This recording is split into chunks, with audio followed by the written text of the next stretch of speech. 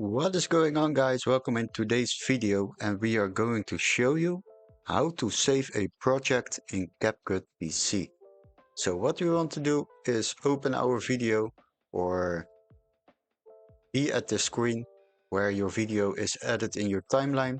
Now you can click on export and you can export it as a video file. But what you also can do is click on cancel.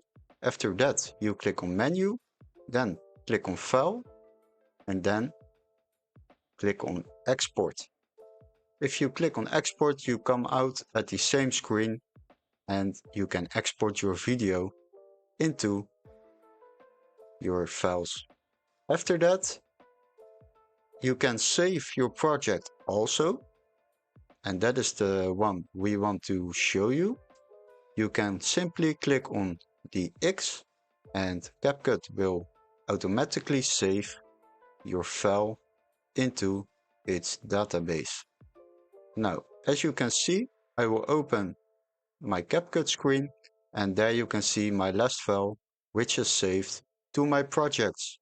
So hopefully this video was very helpful and we would like to see you in the next one. Cheers!